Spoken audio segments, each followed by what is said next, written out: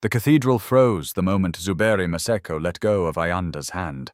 The gold chandeliers still shimmered. The choir still held the last note.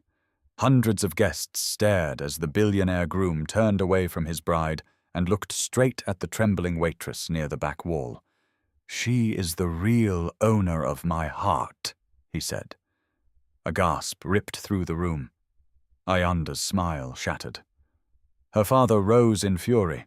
Cameras flashed like lightning. But Thandiwe did not look victorious. She looked terrified. Then she whispered, barely breathing, Zuberi, "If you do this now, they'll destroy you." And somehow that frightened him more than the wedding he had just ruined. What would you have done in Zuberi's place? Follow your heart in front of the whole world, or protect yourself and stay silent? Tell me in the comments. And where are you watching from today? What country are you in, and what time is it there right now? If you enjoy emotional, powerful stories filled with shocking twists and deep truth, subscribe and join us for the next part. Thandiwe ran before the last echo of Zuberi's words could die inside the cathedral. She did not wait to see the guests rise from their seats. She did not wait to hear the screaming that erupted behind her. She did not wait for Ayanda's family, or Zuberi's mother, or the cameras that would soon chase her face across every screen in the city. She gathered the edge of her plain black service skirt and ran through the side corridor reserved for staff, past silver tresses, stacked glasses, and flower crates that smelled too sweet for the violence of that moment. Her breath was sharp. Her hands shook. "No, no, no," she whispered, as if the words alone could undo what had happened. Behind her, the cathedral had become a battlefield of silk rage and humiliation. Ahead of her was the back exit. She pushed through it and stumbled into the hot afternoon light behind the wedding venue where delivery trucks were parked and kitchen boys were smoking in stunned silence. Every one of them turned to look at her. She saw recognition spread across their faces. Not sympathy, shock, pity, and something worse. Story hunger. She kept going. "Thandiwe." The voice hit her like a hand around her wrist. She did not stop. "Thandiwe, wait." Now he was closer, fast, breathless, desperate. She spun around so suddenly that he nearly crashed into her. Zuberi Maseko, billionaire heir groom of the hour destroyer of his own wedding, stood in front of her without his jacket, without dignity, without any idea what he had just set on fire. His white ceremonial shirt was partly unbuttoned at the collar. His face had lost all the polished calm the world loved to photograph. He looked human now. That was the problem. "Why did you run?" he asked. Thandiwe stared at him as if he had asked why fire burned. "Why did I run?" she repeated, almost laughing, but there was no humor in it. "You stood in front of the richest families in this city, abandoned your bride, and pointed at a waitress like she was part of the ceremony." His jaw tightened. "Because it was the truth." "No," her voice cut through him, "because you are reckless." That landed harder than an insult. For 1 second he could not speak. Then he stepped closer. "You saved me." The words hung between them. She looked away immediately. 3 months earlier, on a rain-soaked night, Zuberi's car had been forced off a narrow road near the old industrial district. The official story said his driver had lost control in the storm. The newspapers called it an unfortunate accident. The insurance team closed the matter within days. But Zuberi remembered more than he had told anyone. A shadow at the shattered passenger side window, a woman's voice telling him not to move. A pair of hands, small but firm, pressing cloth against the blood at his temple while sirens wailed somewhere far away. He had slipped in and out of consciousness, but he remembered one thing clearly: the woman had stayed until help came, then disappeared before anyone could thank her. He had spent weeks trying to find her. Then, just days before the wedding, he saw Thandiwe at the hotel during a pre-wedding charity gala. One glance at her eyes, and something inside him locked into place. The same eyes, The same voice, the same quiet strength. "I knew it was you," he said.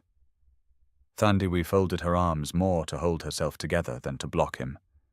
"Then you should have kept that knowledge to yourself. Why? Because men like you never understand what your feelings cost other people." The sentence was quiet. That made it crueler. A delivery van rolled past the alley entrance. Somewhere inside the building, someone shouted orders. Phones were already ringing. The world was moving fast, and yet the space between them felt trapped in a strange, trembling stillness. Zuberi lowered his voice. "This is not just about feelings." Thandiwe's face changed at once. There it was. Fear. Not shyness, not confusion. Fear. He saw it. He stepped closer again, more carefully this time. "You know something." She shook her head. "Too quickly." "Yes, you do. I know enough to know you should go back inside. I'm not going back to marry Ayanda. You may not have a choice." The words came out before she could stop them. Silence. A hot wind moved the edge of her headscarf. Zuberi looked at her as if the world had tilted a second time. "What does that mean?" he asked. Thandiwe pressed her lips together. "Thandiwe." She took one breath, then another. Her eyes glistened, but not with romance, with dread. "You think today was about love," she said. "You think this was some grand truth finally bursting out of you at the altar. But there are people around you who don't build their lives on truth. They build them on debt, leverage, fear, reputation. Men in suits, women who smile while deciding who gets erased, families that will forgive betrayal before they forgive embarrassment." Zuberi's face hardened. "Say clearly what you mean." "I mean," she said, stepping back, "you have no idea what kind of war you just started." That should have sounded dramatic. Instead, it sounded exhausted, as if she had been carrying that war on her back for years. Before he could answer, the back door burst open. 2 wedding coordinators rushed out, followed by one of Zuberi's security men, his expression grim. Behind them, a woman in emerald silk heels emerged like a blade drawn from velvet. Ayanda. Her makeup was still flawless. Her veil was gone. So was the injured bride performance she had worn inside the cathedral. Her eyes were dry, cold, focused. She stopped when she saw them together. For half a second, nobody moved. Then Ayanda smiled. It was a terrible smile. "Well," she said softly, "at least now the city has the ending it paid for." Zuberi turned toward her. "This is over." Ayanda looked at him the way one might look at a child who had broken an expensive object, and thought that was the end of the matter. "You embarrassed me," she said. "You lied to me, and you humiliated a family that was about to become your shield." Thandiwe flinched at the word shield. Zuberi noticed. Ayanda noticed that he noticed. Interesting, her eyes seemed to say. Ayanda stepped closer, her gaze sliding to Thandiwe. "Do you know what happens to girls like her in stories like this?" she asked, almost conversationally. "For one afternoon, they are everyone's obsession. By nightfall, they are everyone's joke." Thandiwe lifted her chin, though her fingers trembled at her sides. Ayanda's smile deepened. "Unless, of course, they know something useful." Zuberi went still. The security man glanced between them, confused. Ayanda turned back to him. "Mother is furious. The board is already calling. Investors are asking whether you've had some kind of breakdown. Journalists are outside the gates. You can still fix part of this. I'm not marrying you." Ayanda's expression did not crack. That was what made her dangerous. "No," she said. "Maybe not today." The words were simple, but there was something beneath them. Not heartbreak. Strategy. She leaned in just enough for only them to hear. But if you keep chasing this girl Zuberi, you won't just ruin yourself.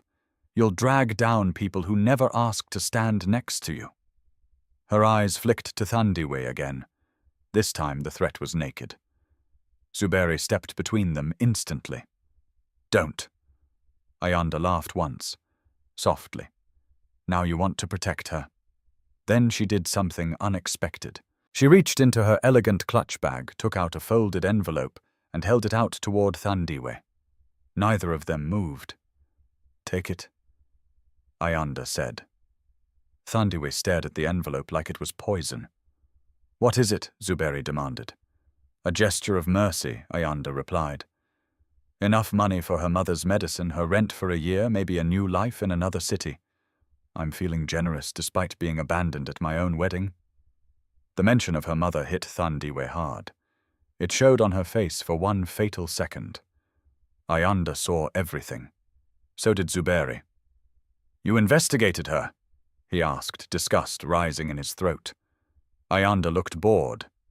"I investigate anything that appears near my future." Thandiwe took a step backward. "Keep it." Ayanda's voice cooled. "You should be careful with pride. Poverty is rarely impressed by dignity for long." Now anger flashed in Thandiwe's eyes, bright and alive. For someone who just lost a husband in front of the whole city, she said, "You seem very calm." That landed. The wedding coordinators looked down. The security guard shifted uneasily. Ayanda's smile vanished for the first time. "There it is," she said quietly. "I was wondering when the little waitress would stop pretending to be harmless." Zuberi looked from one woman to the other. Something old, something hidden, something dangerous. He felt it now. Not a love triangle, not a scandal, a trap with roots. Ayanda slid the envelope back into her bag. "This is your last chance to disappear with dignity," she told Thandiwe. "After today, every camera in this city will know your face."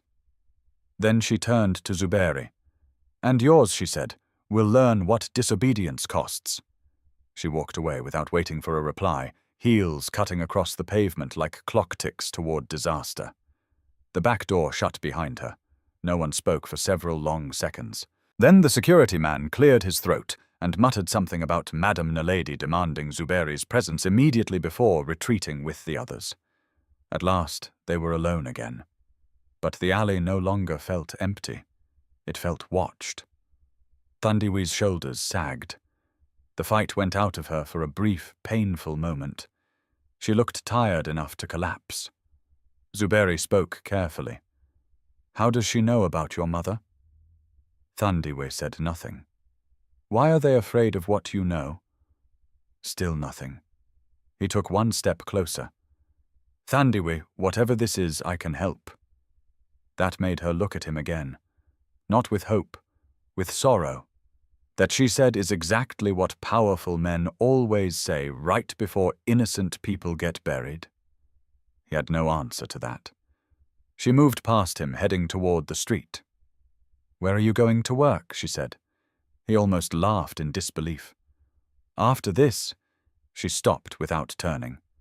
"Yes," she said, "because, unlike you, Zuberi Maseko, I do not have the luxury of collapsing in public." Then she walked away into the hard afternoon light, her back straight, her steps quick, her fear hidden beneath discipline, worn from years of surviving things no one rich ever noticed.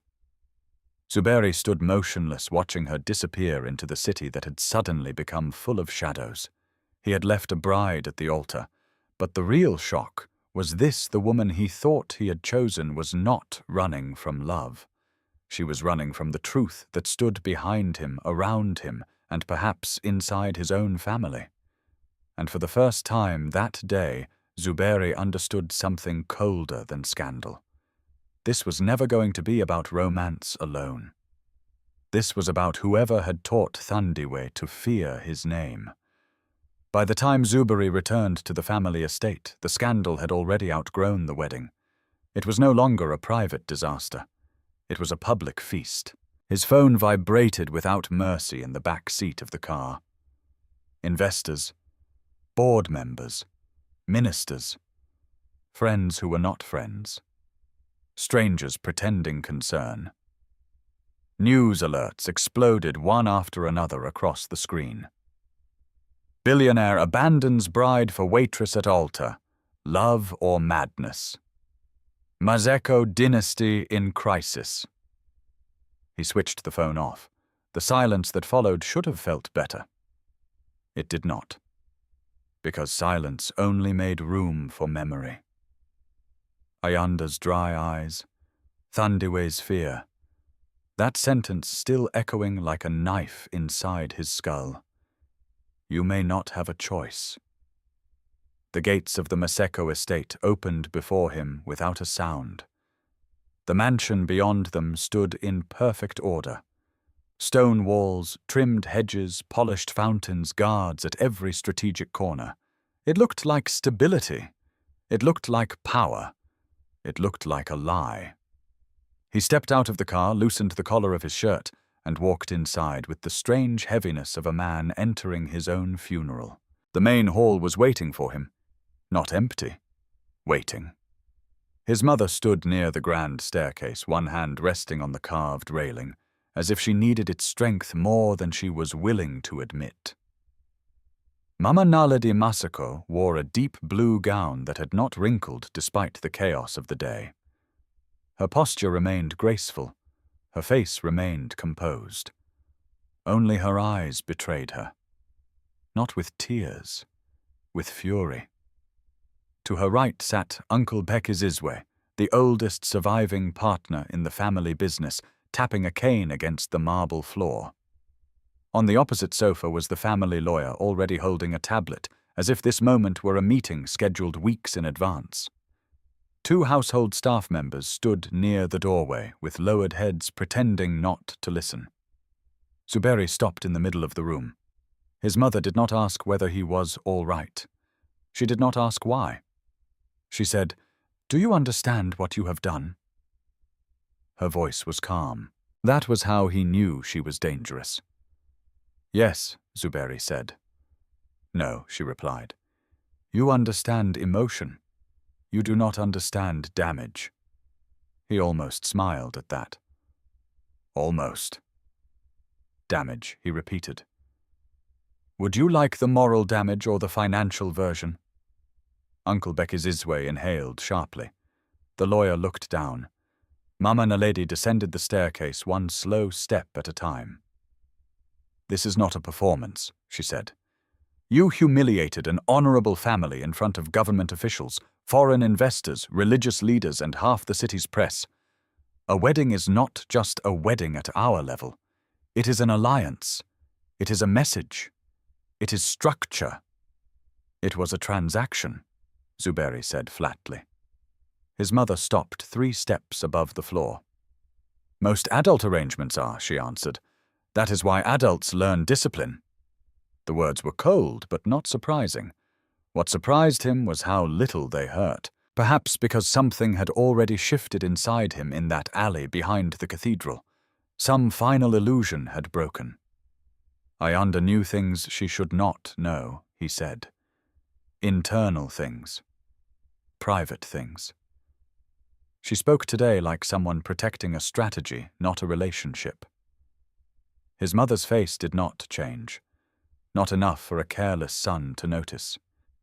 Enough for him. "Be very careful," she said. "There's more." Zuberi continued. "A former employee of father's came to me. He gave me part of a recording. Ayanda and a lawyer were discussing control after the marriage papers were signed. Uncle Bekizizwe rose from the sofa. "Who Tafari?" That name moved through the room like smoke from an old fire. The lawyer spoke for the first time. "Tafari disappeared years ago." "He did not disappear," Zuberi said. "He was pushed out." Mama Naledi finally reached the floor. "And if he was men like Tafari feed on bitterness. They survive by turning old disappointments into conspiracies for young men who want excuses for emotional mistakes." Zuberi held her gaze. Was my father investigating Ayanda's family before he died? For the first time, silence came from her instead of him. It lasted only a second, but it was enough. The lawyer adjusted his glasses. Uncle Bekizizwe looked at the ceiling. Even the staff at the door seemed to stop breathing. His mother answered too carefully. Your father investigated many things. That is not what I asked. Then ask a better question. He stepped closer. The room tightened. Did he know something about the Dlaminis? Zuberi asked. About their money. About ours. About why everyone seems desperate for this marriage to happen even after what I did today. Mama. Naledi's eyes darkened. You are tired, she said, and tired men mistake instinct for evidence. Zuberi laughed once quietly without joy. No. Tired men usually start telling the truth because they no longer have the strength to maintain the lie. That hit harder than he expected. His mother's face sharpened at once. You will apologize publicly by morning, she said. You will say you suffered emotional confusion under pressure. You will request privacy. Then we will discuss next steps with Ayanda's family. No. The word landed in the room like a dropped blade. His uncle stared at him. The lawyer finally looked alarmed. Mama Naledi did not raise her voice. You are not a boy. Then stop managing me like an asset. I am trying to save what your father built. Something in his chest turned at that. My father built his name on respect. Your father built his name on choices that cost more than he admitted, she snapped, and then seemed to regret the speed of her own anger. Zuberi did not miss it. What choices? She turned away from him, but too late. What choices, mother? Her hands came together at her waist. Elegant, controlled, almost prayerful. When men hold power for too long, she said at last, they discover that principles are easier to admire than to afford. The sentence was meant to sound wise. Instead, it sounded guilty. Before he could press further, one of the maids rushed in with a shaken face and a silver tray. On it lay a fresh stack of newspapers from the evening print cycle. Zuberi did not need to read the headline to know his disgrace had grown larger. But then he saw the photograph. Not him and Ayanda. Not the cathedral. Thandiwe. Someone had captured her in the service corridor, eyes wide, mouth slightly open, one hand clutching the edge of a serving trolley as she turned to run. The image had frozen fear into something that looked almost incriminating. Beneath it a caption screamed, Mystery waitress who destroyed $1 billion wedding identified. His stomach hardened. He grabbed the paper, scanning faster. They had her full name, a rough address from her district, a cruel paragraph describing her as a low-income catering worker of unknown background. Then came the poison anonymous sources suggesting she had strategically inserted herself into elite events over recent months. Strategically. He knew that word. Knew whose mind it belonged to. Did you do this? He asked, lifting the paper. His mother looked briefly at the image of Thandiwe, then away. The press does what it does. That is not an answer. No, she said. It is the only answer that matters.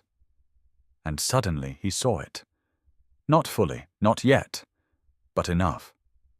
The way she had never once asked whether Thandiwe was safe, the way Ayanda had known about Thandiwe's mother, the way every person in this house spoke not of right and wrong, but of management damage, timing, cost. This was not panic. This was machinery. His phone lit up again. Though it was off, the connected tablet on the side table began flashing with incoming alerts. One name on the screen caught his eye before the lawyer could tilt it away. Board emergency session. 8 p.m. Subject: continuity planning. Continuity, not scandal response. Continuity planning.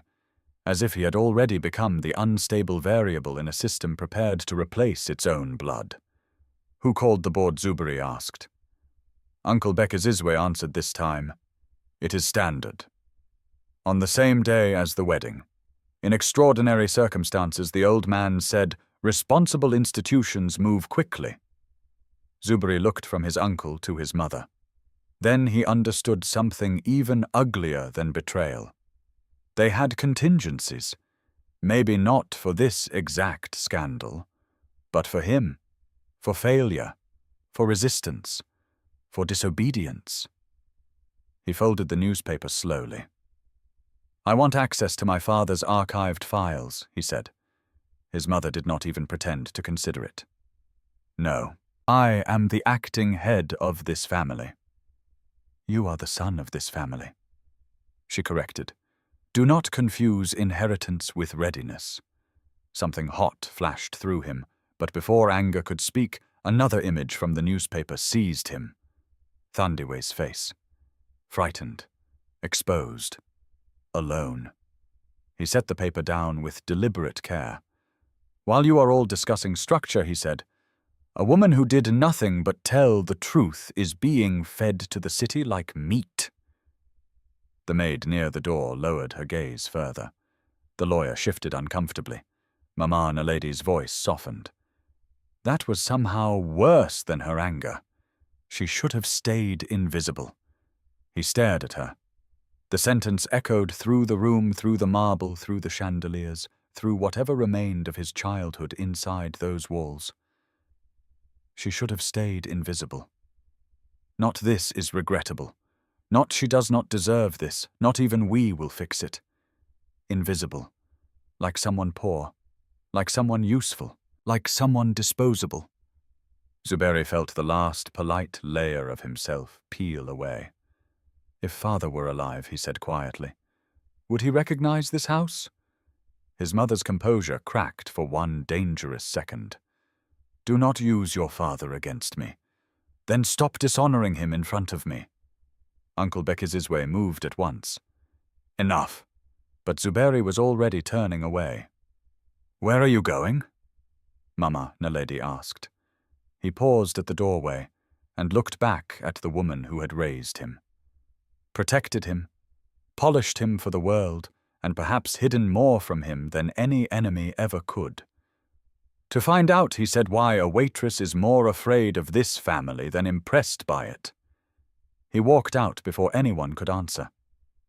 Outside, night had begun to settle over the estate. The air was cooler now, but his thoughts were not. He stood by the fountain, breathing hard, while the city lights pulsed in the distance like a warning. Then his phone vibrated in his hand. Not an investor, not the board, not Ayanda. An unknown number. He opened the message. There was no greeting, no signature, only one sentence. If you want the truth about your father, stop looking at your enemies and start looking at the woman who washes your mother's prayer room floor. Zuberi read it twice, then a third time, and for the first time that day, beneath all the scandal and rage and heartbreak, something colder rose inside him. Direction. The message stayed on Zuberi's screen like a pulse. If you want the truth about your father, stop looking at your enemies and start looking at the woman who washes your mother's prayer room floor. No signature, no explanation, no mistake. He looked up at the estate, at the high windows glowing with controlled wealth, and understood something ugly. The next secret was not hiding in a boardroom. It was hiding in routine, in silence, in the part of the house rich people stopped seeing. He moved at once. The servants' wing lay beyond the eastern courtyard, past the ornamental garden his mother loved to show visiting dignitaries. At night it changed character. The marble ended. The air cooled. The lights grew dimmer. The estate became less of a palace and more of a machine with hidden gears. Zuberi walked quickly, ignoring the security guard who straightened at the sight of him. So who cleaned my mother's prayer room this evening? The guard blinked. I'm not sure, sir. Find out. The man hurried off. Zuberi did not wait.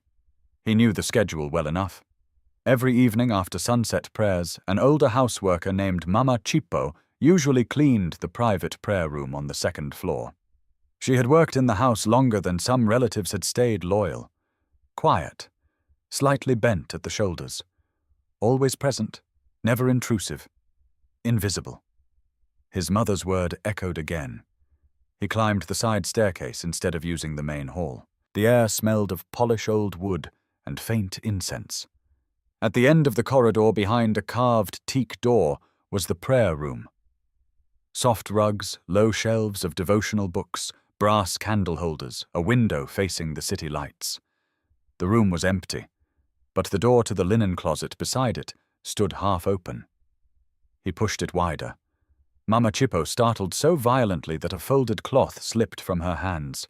She turned eyes wide, then immediately lowered them. "Sir." She looked frightened before he had spoken a word.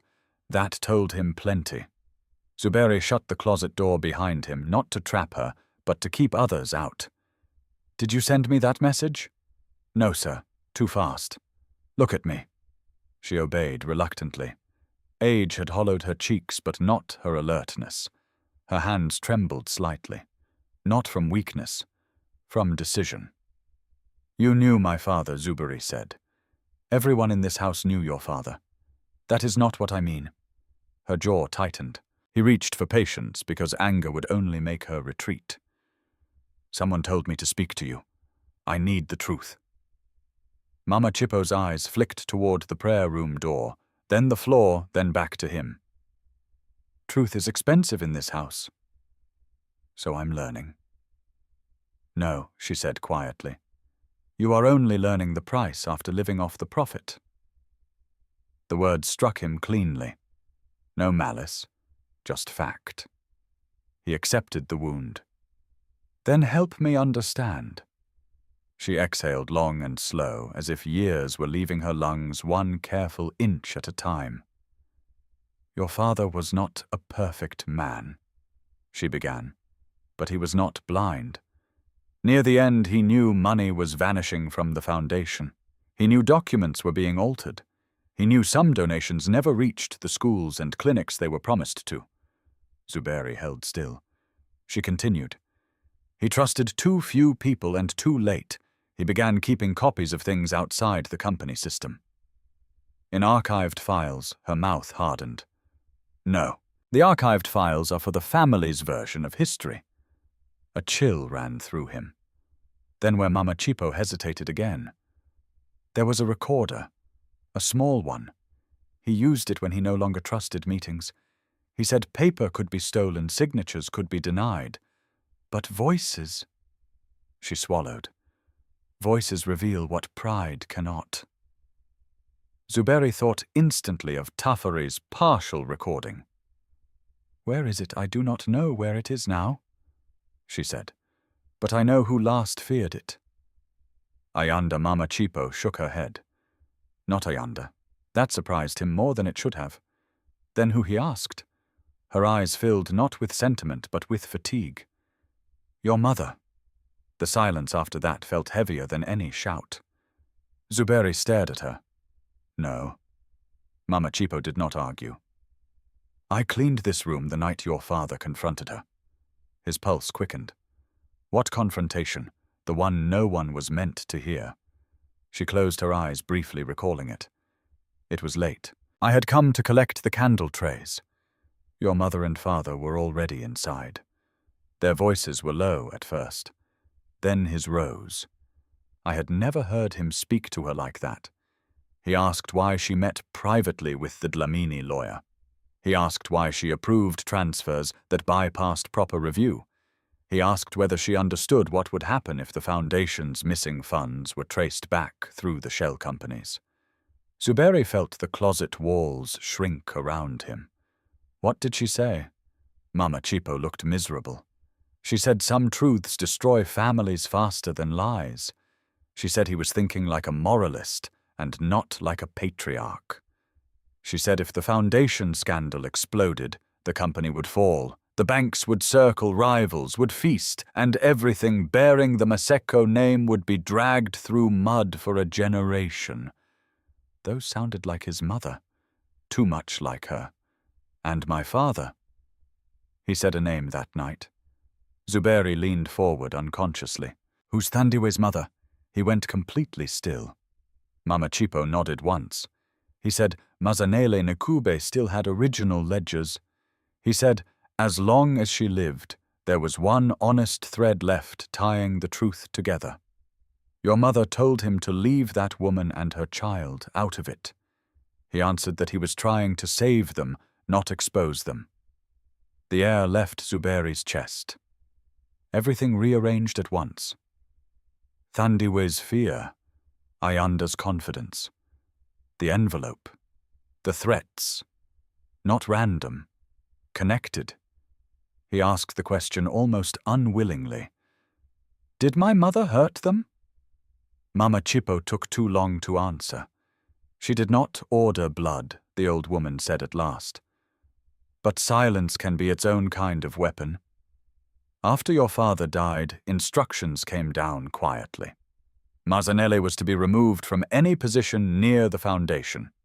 Her name was not to appear in internal conversations. Some payments promised to her were delayed, then cancelled. People who might have helped were warned off. By my mother, Mama Chipo lowered her head.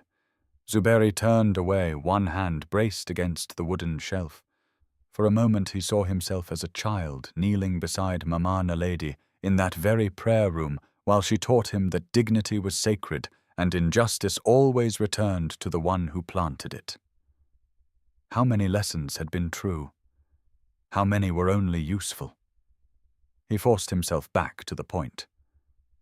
The recorder. Think. Mama Chipo nodded, trying. A week before your father died, he came to this room after midnight. He had been arguing with someone on the telephone. He was angry. Not loud. Cold angry. The kind that meant he had decided something. She pressed her fingers together. He said he would no longer keep the evidence in the office. He said too many eyes were there. He said, if anything happens, Tafari will know which door still opens with the old hymn. Zuberi repeated it slowly. Which door still opens with the old hymn? She nodded. That is what he said. A clue. Strange. Specific. Deliberate. Not a sentence meant for everyone. He thought fast. Old hymn. Door. Something in the estate, in the company's older properties. A chapel, a storeroom. Somewhere activated by music or named after a hymn. Before he could press further, hurried footsteps passed outside. Mama Chipo's face changed instantly, fear raw and immediate. Go, she whispered.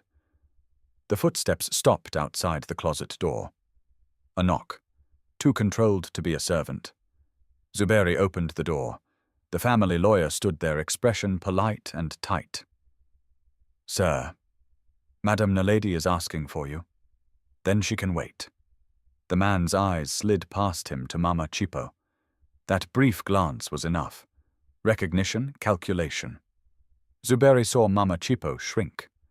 No, he said sharply. Look at me when you speak. The lawyer did. The board call has begun. Good for the board. Sir, the matter is serious. So is eavesdropping outside linen closets. A beat passed. Then the lawyer smiled the way weak men smile when speaking on behalf of stronger ones. One hopes the household staff are not being burdened with things beyond their understanding. Zuberi stepped into the corridor, shutting the closet door behind him. Household staff seem to understand more truth than the board. The lawyer's smile disappeared. Be careful. There it is again. Zuberi said softly. Everyone in this family keeps offering that warning. No one offers honesty. He walked past the man without permission. By the time he reached the lower terrace, night had deepened. Music from the city carried faintly through the air. Somewhere far away, life continued without caring that one dynasty had begun rotting from the inside. He stopped beneath an acacia tree and pulled out his phone. One call. Tafari answered on the second ring as if he had been expecting this moment. You listened, the older man said. You gave me half a recording. I gave you enough to keep you awake. I need the rest. A pause. Then Tafari said, Not over the phone. Then tell me where. Another pause. Longer this time. Finally, tomorrow. Dawn. The old chapel near the first Maseko factory outside the city. The words hit the clue in Zuberi's mind. Old chapel. Old hymn. Door. His father had spoken in code, but not impossible code. I'll be there, Zuberi said. Come alone. The line went dead. Zuberi lowered the phone slowly. The night no longer felt directionless. It felt sharpened. But the moment he turned toward the house again, headlights swept across the estate gate. A black car rolled in. Too sleek for family. Too deliberate for guests. It stopped under the portico. Ayanda stepped out. Not in bridal white, in a crimson dress, as if mourning had already ended and war had officially begun. She looked up, saw him across the courtyard and smiled. Not with heartbreak, with knowledge. And then, before any servant could announce her, she lifted one hand and called across the dark, "If you're going to dig up your father's ghosts." Zuberi, at least ask yourself why your mother is still afraid of a waitress. Ayanda's voice lingered in the courtyard long after she stopped speaking. It was not loud. It did not need to be. The servants near the portico froze with lowered eyes. The driver who had opened her car door stepped back instantly, sensing that whatever was happening no longer belonged to ordinary etiquette. Even the night air seemed to tense around her. Zuberi did not move from beneath the acacia tree. Ayanda, in crimson silk and quiet arrogance, walked toward him as though she were the mistress of the estate already. Her face was calm. Too calm for a woman abandoned at the altar only hours earlier. Her earrings caught the terrace light each time she turned her head, flashing like tiny blades. "You should not be here," Zuberi said. And yet she replied, "I'm the only one in your world still willing to speak to you without pretending this is romantic." He said nothing. That pleased her. She climbed the terrace steps with measured grace and stopped only a few feet from him. Up close he could see the strain beneath the polish now. Her makeup was perfect, but her pupils were too wide. Her composure was discipline, not peace. "You look tired," she said. "You look prepared." A ghost of a smile touched her mouth. "I have been prepared for many things. Public humiliation was not one of them, but I adapt quickly. Why are you here to save you from making a worse mistake than the one you made in the cathedral?" He almost laughed. Ayanda's gaze drifted briefly toward the upper windows of the estate, where warm light still spilled from his mother's private floor. Then she looked back at him. "You are being pointed in several directions tonight, aren't you?" A coldness moved through him. She saw it. "Interesting," she said softly. "So someone has already begun feeding you crumbs. Say what you came to say." Ayanda folded her arms. "Very well. Thandiwe Nkube is not simply some poor waitress with sad eyes and good timing, and if you keep chasing whatever story you think links her to your father, you may discover that your family has been kneeling before a lie for longer than you can survive knowing." Zuberi held her stare. "You talk like a woman who lost a husband and found a script." Her smile vanished. "Don't insult me by mistaking control for lack of pain," she said. "I wanted this marriage." "No. You wanted what it gave you." Her jaw tightened. That was the first honest crack he had seen in her all day. "And what do you want?" she shot back. "Truth redemption." "A poor girl's gratitude. You stood in front of a cathedral full of cameras and declared your heart like a poet. But hearts do not run companies, Zuberi. Hearts do not protect bloodlines. Hearts do not survive board votes, regulatory pressure, media storms, and inherited enemies." "Enough. You think I am the villain because I understand power." "No," he said. "I think you're the villain because you understand power and still choose cruelty."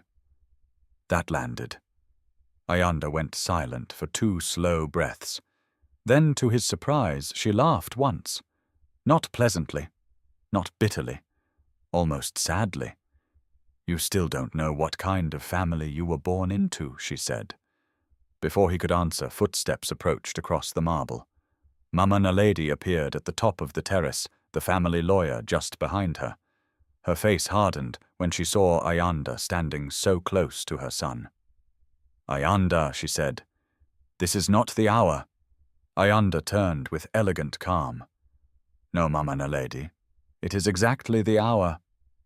The polite hour has passed. The title sounded affectionate. The tone was not. Zuberi watched both women carefully. Too many small things had begun aligning in ugly ways. Their familiarity was older than the engagement, sharper than society courtesy. It carried the rhythm of people who had negotiated behind closed doors. His mother stepped closer. "You should go home." Ayanda looked at her, then at him. "Perhaps, but first he deserves to know one thing." Mama Naledi's voice dropped. "Enough!" There it was again. Not outrage, not surprise. Fear. Ayanda smiled faintly. "You are always so brave when silence still serves you." Zuberi turned to his mother. "What is she talking about?" His mother ignored him. "Lawyer, escort Miss Dlamini to her car." Ayanda's eyes flashed. "Try." The lawyer stopped. No one moved. Then Ayanda did something stranger than any threat. She reached into her clutch and withdrew a folded sheet of old paper. Not an envelope this time. A letter, yellowed at the edges, carefully preserved. Zuberi recognized the handwriting before his mind was ready. His father's. The sight of it stole the air from him. "Where did you get that?" he asked. Ayanda did not answer immediately. She let him look, let the shock deepen. Then she said, "This was never meant for me, but it came into my father's possession years ago during an audit dispute, and he kept a copy. I inherited more than jewelry from my family, Zuberi." Mama Naledi stepped forward. "You will give me that paper?" Ayanda held it just out of reach. "No." The terrace seemed to tilt. Zuberi took one step toward her. "Read it." Ayanda studied him as if deciding whether he had earned the wound. Then she unfolded the page and read aloud. "If anything happens to me before I correct what has been buried, tell my son this: the girl will carry the cost before she carries the truth. And when he finally sees her, he must not mistake her silence for guilt. He must ask who profited from her mother's ruin." No one breathed. The words hung in the night like a verdict. The girl, Thandiwe, or someone linked to her. Zuberi felt the world narrow to a single unbearable point. His father had known. Not vaguely, not as suspicion, as certainty. He turned slowly to Mama Naledi. She looked shaken for the first time since the wedding. Not because the letter existed, because he had heard it. "Did you know about this?" he asked. Her lips parted, then closed. She looked suddenly older beneath the terrace lights. Ayanda folded the letter again with careful fingers. "He did not marry me for love," she said quietly, almost to herself. "He kept pushing this alliance because he was trying to seal something before it leaked. My father knew enough to see opportunity. Your mother knew enough to see danger. Everyone wanted the same thing in different language." "Stop speaking in riddles," Zuberi said. Ayanda lifted her chin. "Fine. Here is your clean sentence. Long before you proposed to me, our families were already entangled in a scandal involving your father's foundation missing money and a woman named Mazanele Nakub." The name cracked open the last sealed chamber of denial. Zuberi saw it all at once: Mama Chipo's fear, Tafari's recording, Thandiwe's terror, the envelope, the newspapers, the obsession with keeping certain people invisible. His mother's voice finally emerged, thin and controlled. You are revealing half-truths for revenge. Ayanda turned sharply. And you buried whole truths for survival. For a second, both women looked less like enemies than mirrors forced to face each other. Zuberi's mind raced. My father wrote that the girl would carry the cost before the truth. What cost, neither woman answered. He stepped closer to Ayanda. Tell me. Her eyes softened in a way that unsettled him more than her hostility ever had. I don't know everything she said. My father never trusted me with the full files. He only told me enough to understand that your family owed its current peace to an old sacrifice. Whose sacrifice? Ask your mother. Mama Naledi snapped. You know nothing about what it took to hold this family together. Ayanda wheeled toward her. Then say it. Say whose life had to be broken so your son could inherit clean carpets and respectable headlines. The silence that followed was monstrous. From somewhere inside the mansion came the distant sound of a clock striking the hour. 1, 2, 3. Each note felt like a hammer. Zuberi looked at his mother and knew with a sick certainty that she would not confess tonight. Not fully. Not while she still believed partial silence could save her. So he changed direction. Where did you get that copy? He asked Ayanda. From a locked drawer in my father's study. Is there more? Yes. Documents? Yes. Why bring this to me now? That question finally struck where it hurt. Ayanda's face cooled again, but not before he saw the answer move through it. Because you left me. Because humiliation loosens loyalties. Because vengeance sometimes tells the truth where love protected lies. She said, because whatever game our parents played, I will not be the only one ruined by it. There it was. Not innocence, not goodness, but honesty sharpened by injury. Zuberi believed her more in that moment than he had believed anyone in the estate all night. Mama Naledi seemed to realize it too. Enough of this, she said, and turned to the lawyer. Security. But Ayanda was already stepping backward toward the stairs. I'm leaving, she said. You can send your men after me if you like. But if anything happens to me, copies of everything I have will go to 3 journalists and 1 judge by sunrise. The lawyer froze. Mama Naledi's face went bloodless. Another truth. Ayanda had come armed for more than conversation. She looked back at Zuberi one last time. Dawn will not only bring you answers, she said. It will also show you how many people are willing to kill those answers before breakfast.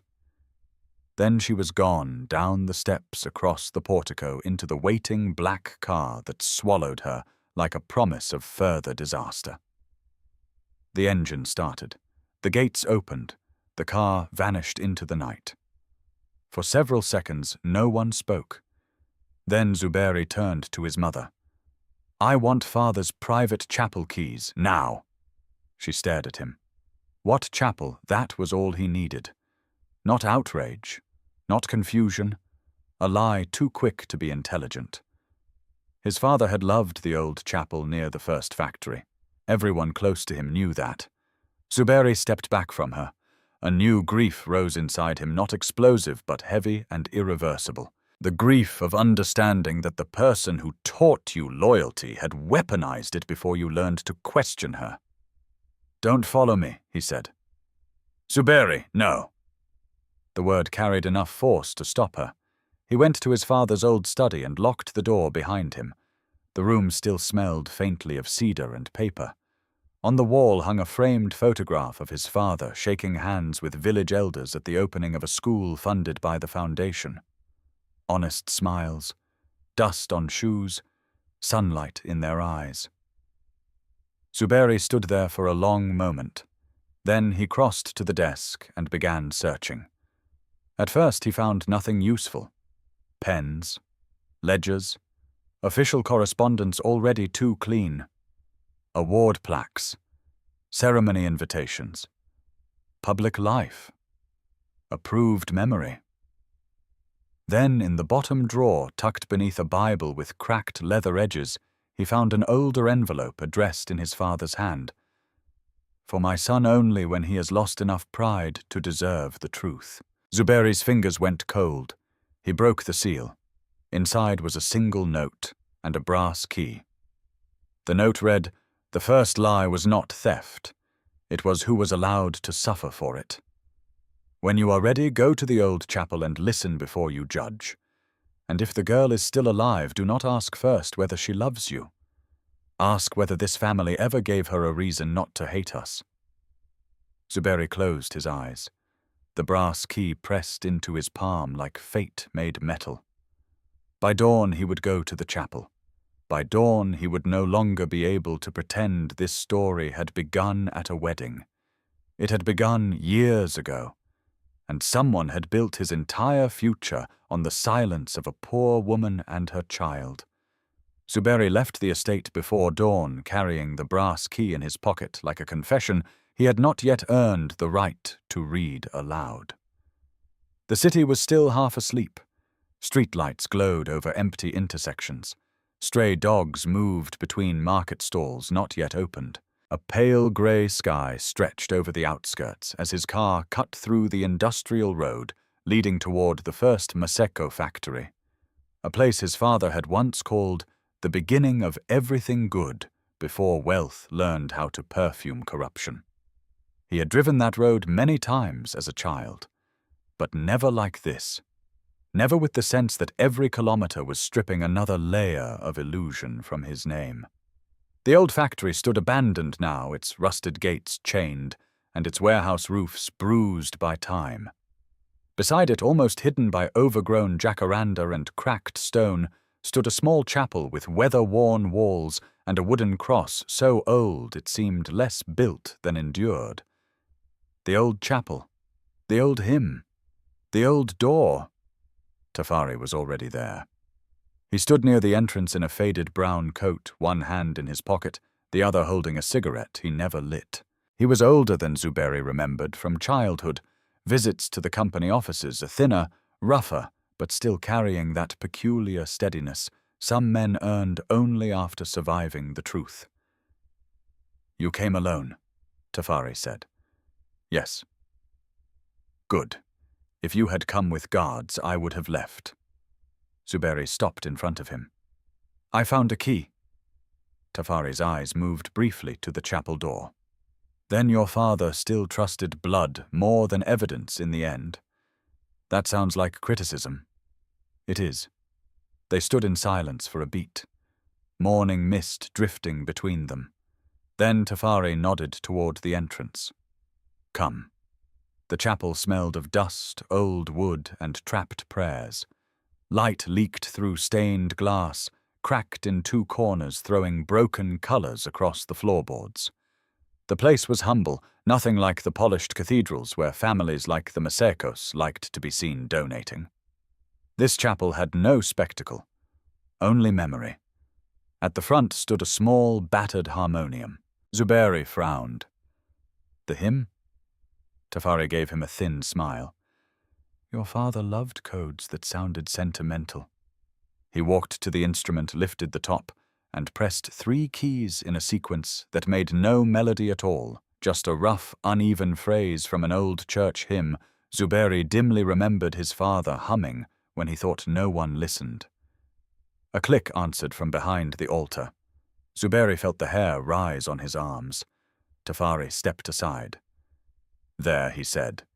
Behind the wooden altar panel was a narrow, hidden compartment. The brass key fit perfectly. Inside lay a small cassette recorder, several tapes wrapped in cloth. 2 ledgers, a bundle of letters, and 1 sealed envelope marked in his father's handwriting. To be opened only if silence has already failed.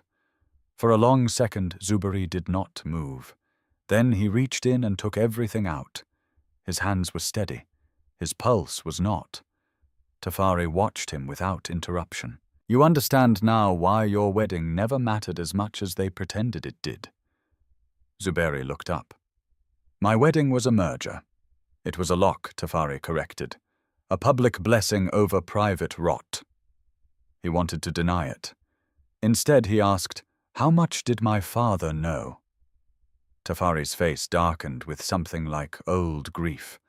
Enough to lose sleep, not enough to act soon enough. Zuberi stared at the tapes. And you? I knew the foundation money was being diverted. I knew shell charities were receiving funds and disappearing. I knew signatures were being moved through legal channels too polished for ordinary theft. He paused. And I knew your father was being isolated, first from staff, then from information, then from anyone who might help him distinguish caution from surrender. Zuberi's jaw tightened. By Ayanda's family? Partly. And my mother? That took longer. Yes, Tafari said at last. But not the way you want it to be. What does that mean? It means guilt is rarely clean. Your mother did not begin the theft. She did not design the scheme. But when she discovered what exposure would cost the company, she began choosing containment over justice. The words slid into Zuberi like cold metal. Containment, he repeated. Yes, for whom? For everyone rich enough to call their fear responsibility. Zuberi looked away. That sounded exactly like the world he had been raised in. He broke the seal on the envelope first. Inside was a short note and a photograph. The photograph showed his father standing beside a much younger woman holding accounting files against her chest. Her face was thinner than in later years, but unmistakable. Mazanele Nkub, Thandiwe's mother. On the back in his father's hand was written, the one person who still feared God more than reputation. Zuberi closed his fingers around the photo.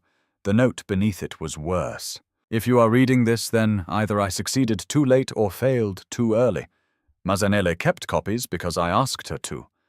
I thought I was protecting her by delaying action until I had undeniable proof.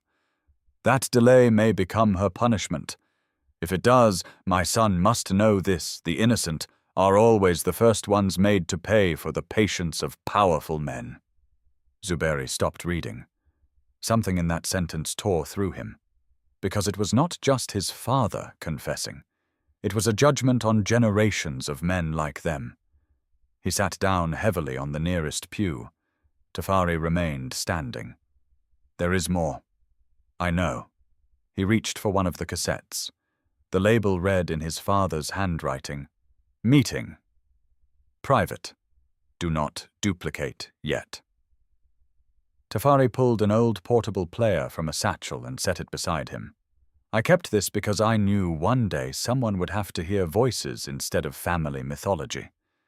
Zuberi inserted the tape. A hiss. Static. Then his father's voice, clear, stern, tired. Another male voice followed, smoother, colder. Ayanda's father. Then, after several minutes, another voice entered. Mama Naledi. Zuberi went completely still. The recording was not theatrical. That made it more devastating. No shouting at first, just controlled people speaking controlled evil. Ayanda's father spoke of temporary redirection of funds. His father called it theft. Mama Naledi spoke of market exposure lender panic, reputational collapse. His father said children had gone without medicine while executives debated language. Then came the line that broke the room inside Zuberi's chest. His mother's voice low and trembling with anger. Then remove the woman from the chain before she destroys all of us with her conscience. Mazanele. No name was needed. The tape continued. His father refused. Ayanda's father threatened consequences. Mama Naledi said they needed time. More time. Quiet time. Managed time. Then the tape cut. Zuberi pulled the player away as if it had burned him. The chapel was suddenly too small, too airless. That was her voice, he said, though nobody needed confirmation. Yes, Tafari answered. She knew. Yes, she chose them. Tafari did not soften it. She chose the structure that kept you rich. The words landed with surgical cruelty, because they were true. Zuberi stood abruptly and walked to the chapel window. Outside, the first full light of morning spread over the dead factory yard. Broken glass glinted in the weeds. Rust on the metal roofs looked almost red in the dawn. Everything felt symbolic now. He hated that. His breathing grew rougher.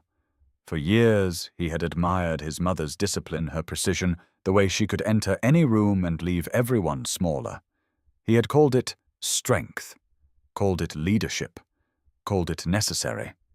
Now he was hearing the hidden tax of that strength. It had been paid by a woman in poverty, by a child who grew up learning fear before safety, by truth delayed until it turned into a weapon. He turned back. Why didn't my father expose it?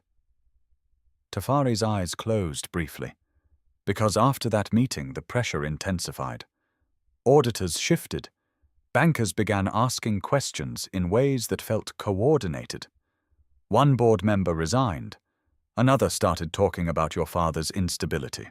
Your mother warned him that if he detonated everything without securing the full evidence chain, the guilty would scatter, and the innocent would still be crushed under the collapse. That sounds like another excuse. It was also partly true. Zuberi hated that even more. Then he died. Tafari nodded once. Officially stress and cardiac failure. Unofficially, I cannot prove murder. But I can prove that after his death, certain files vanished, certain people were paid off, and Mazanele disappeared into poverty so fast it looked less like misfortune and more like design. Zuberi's throat tightened. And Thandiwe grew up inside that. Yes. He thought of her in the alley, saying families like his did not understand what their feelings cost other people. She had not been speaking in philosophy. She had been speaking from inheritance. He lowered himself onto the pew again. Elbows on knees, the photograph clenched in one hand. She knew who I was all along, didn't she? Tafari answered carefully. She knew enough. Your father came to see Mazanele more than once in secret. The child saw him. She did not understand everything, but she understood that important men came with promises and left with danger. That sentence sat heavily between them. Zuberi pressed his fingers to his eyes. For a moment, neither man spoke. Then Tafari said, "There is one more truth you need before you go to her." Zuberi looked up. Tafari's face had changed. The steadiness was still there, but now there was pity in it too. Your father was not only trying to protect Mazanele, he said. Near the end, he changed the legal structure of the ethical oversight attached to the foundation. He transferred control rights quietly, conditionally, through evidence custody. Zuberi frowned. Explain. The person holding the original ledgers and proof of fraudulent diversion would, under the revised clause, have standing over certain foundation decisions and moral review powers tied to one section of the Maseko group. The meaning struck slowly then, all at once. Mazanele, he said. Yes. And after her? Tafari nodded. Thandiwe. The chapel fell silent again. Not because there was nothing more to say, because that was the point where love, guilt, justice, and inheritance stopped being separate stories. Zuberi looked down at the photograph of Mazanele Nkube, the woman his mother had chosen to make invisible. Then he thought of Thandiwe carrying trays in a wedding where powerful people toasted themselves beneath chandeliers bought partly with stolen mercy. His stomach turned. She is not just part of the truth, he said. No, Tafari replied. She is the living holder of what your family tried to bury. Zuberi rose slowly, the full weight of it settling into him. Then came the final blow. Tafari reached into his satchel and handed him a folded hospital document. What is this Mazanele's admission record from last month? Tafari said. I kept a copy because I suspected someone might try to move faster once the wedding date came close. Zuberi opened it. His blood went cold. At the bottom of the page was a payment pledge from an anonymous donor and a note from the hospital administrator stating that all future treatment authorization had suddenly been revoked 2 days before the wedding. Revoked. Not delayed, revoked. And beneath the typed notation was a signature stamp from a holding charity linked through one of the shell entities to the Dlamini network. They had used her mother's treatment as pressure. They had cornered Thandiwe before the wedding. They had not merely feared the truth, they had actively tightened the noose around it. Zuberi folded the paper with terrifying calm. "Where is Thandiwe now?" he asked. Tafari's answer came immediately. "At work," he said, "because poor people do not get to collapse when rich families destroy them." By the time Zuberi reached the restaurant district, the city was fully awake. Delivery motorcycles cut through traffic. Street vendors shouted over one another. Office workers hurried along the sidewalks with coffee cups and tired eyes. Screens in shop windows still replayed clips from the ruined wedding. His own face looked back at him from above a scrolling headline, polished and heartless and public. He hated that the city knew his scandal before it knew its victims. The hotel where Thandiwe worked stood in the center of the business quarter, tall and gleaming, built to make wealth feel natural. Zuberi parked across the street and sat motionless behind the wheel for a moment, one hand gripping the photograph of Mazanele in his pocket, the other still resting on the hospital document that had turned his anger into something colder. Not rage now, purpose. He stepped out of the car and crossed the street. Inside the lobby looked as if nothing had happened in the world. Marble floors, soft music, the scent of polished wood and imported lilies. Staff moved in disciplined silence, trained to make luxury appear effortless. But the second he entered, the atmosphere shifted. Front desk workers looked up too quickly. A concierge froze with a practiced smile. A waiter carrying coffee cups lowered his eyes at once. They all knew him. They all knew why he was here. One manager hurried forward, sweating beneath his perfect tie. "Mr. Maseko, what an honor if you had called ahead. Where is Thandiwe Nakube?" The manager blinked. "I'm afraid staff matters are private." Zuberi stepped closer, voice low and controlled. So is blackmail through hospital payments, and yet someone didn't mind crossing that line. The manager's face changed. Fear. Good. Not because fear was dull, but because truth had started finding the right nerves. "I don't know what you mean, sir," the man said. "That makes 2 of us," Zuberi replied, "because I'm still trying to understand why a waitress in your employ became the center of a war between 2 powerful families." The manager swallowed. Before he could answer, a familiar voice came from the restaurant entrance. "She's working," Thandiwe said, "and you need to leave." Zuberi turned. She stood near the breakfast hall doors in a plain cream blouse and dark skirt, a tray tucked against her hip like a shield. She looked exhausted. Her eyes were shadowed. Her shoulders were too tight. Yet she stood straighter than anyone else in the room. He saw at once that the staff around her were not merely curious. They were watching to see whether trouble would stick to her again. The manager seized the chance to retreat. "Miss Nakube, perhaps you should—" She said leave, he muttered, and vanished. Zuberi moved toward her. "We need to talk." "No. You need to stop arriving in places where I am trying to survive."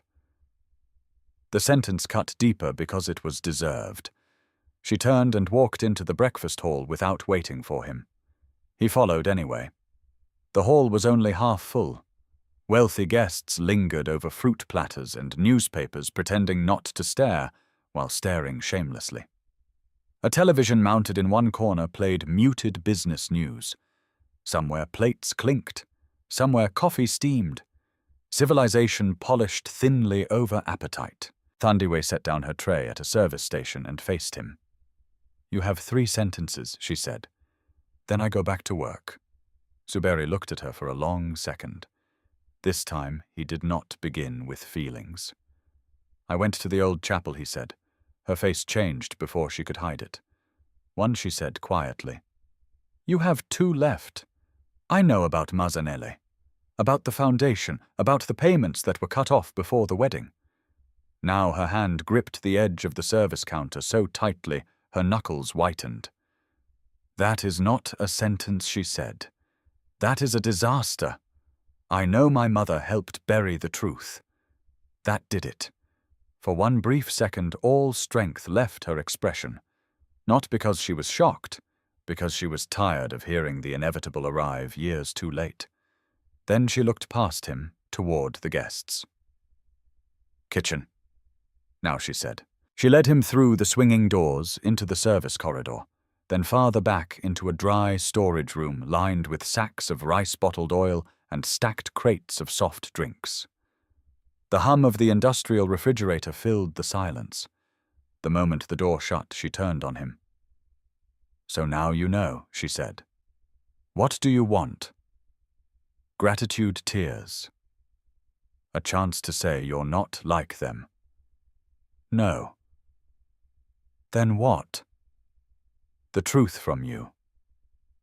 She laughed once. It was a terrible sound. Men from your family keep discovering truth the way tourists discover poverty. With horror, with fascination, with the luxury of going home afterward. He accepted the blow. "I deserve that." "Yes." They stood in the close heat of the storage room, both breathing harder than the conversation should have required.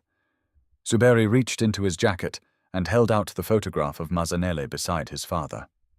Thandiwe stared at it. The fight in her face broke. She took the photograph slowly, as if it might disintegrate in her hand. "She kept this," he said. "My father wrote on the back." Thandiwe did not answer. Her thumb moved over the edge of the picture. When she finally spoke, her voice was smaller. "She used to tell me there was once a man who looked ashamed every time he came to our room." Zuberi swallowed. "I think that was my father." "Yes," she said. "It was." He waited. Thandiwe set the photograph on a crate and leaned both hands against the shelf behind her eyes, fixed somewhere beyond him. "When I was little," she said, "I thought rich people were all the same. I thought they arrived in clean cars, made promises in soft voices, and left behind instructions for poorer people to be patient." She smiled bitterly. "Then your father started coming. He brought medicine sometimes, food once, school shoes another time, but he always looked like a man standing inside a fire no one else could see."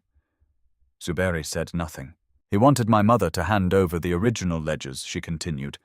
"She refused at first, not because she didn't trust him, because she knew trust was not enough. He kept saying he needed time. Proof, procedure, protection." Her eyes lifted to his. Powerful people love those words. They sound righteous while innocent people drown under them. Every sentence felt like a judgment on his entire bloodline. "She finally agreed," he asked. "She agreed to copies. Never the originals. She said if all the paper left our hands, we would disappear and nobody would even remember our names." Zuberi thought of the clause Tafari had described. Evidence custody, ethical standing, control through truth. She knew the legal rights tied to the documents. Thandiwe nodded once. "Not at first. Your father explained it later. He said if he failed, the one who still held the honest proof would have standing over the Foundation's moral review. He said it was the only way to stop the board from completely swallowing the charity." A humorless smile touched her mouth. "Imagine that. My mother, who could not even pay rent some months, was holding the conscience of an empire in a metal tin under a loose floor tile." Zuberi closed his eyes. Briefly. The cruelty of it was almost elegant. The richest family in the city preserved by the hidden integrity of the poorest woman it had destroyed. "When did things get worse?" he asked. Thandiwe's gaze hardened. "The day your mother came." That landed like a physical blow. She came herself, yes. He had not been ready for that. Thandiwe crossed her arms, but not defensively, to keep the memory from shaking her apart. "I was 13, she said. "I remember because I had a school essay due the next morning, and I kept pretending to write while listening from behind the curtain. She arrived in a dark car without security markings. Expensive quiet, like shame, dressed well. She sat in our room and looked around as if the walls offended her. Then she said something I have never forgotten." Zuberi felt dread move through him. What Thandiwe's voice dropped precise and merciless. She told my mother, "If you truly care about your daughter, you will stop confusing martyrdom with morality." He stared at her. She offered money. Thandiwe continued, "Not enough for justice. Enough for silence." My mother refused. Then your mother said the foundation scandal would destroy the company. The company's collapse would destroy thousands of workers, and history would not thank one stubborn woman for choosing principle over stability. The words were so close to Mama Naledi's logic that Zuberi could hear her voice inside them. What happened after that? Thandiwe looked away. Hospital access vanished. My mother's contacts stopped returning calls. A promised housing transfer disappeared. People who had once greeted us crossed the street to avoid us. We were not attacked all at once. We were erased in installments. Zuberi pressed one hand against the shelf beside him. Erased in installments. That was worse than violence in some ways. Cleaner, easier to deny. And still, he said slowly, "You worked at my wedding." Her eyes snapped back to him. "Do you think I wanted to?" she asked. "The staffing company sent me. I tried to switch shifts. They refused. I thought if I kept my head down, I could survive the day." Her jaw trembled once, then steadied. "But then I saw you in the cathedral number the rehearsal dinner the night before.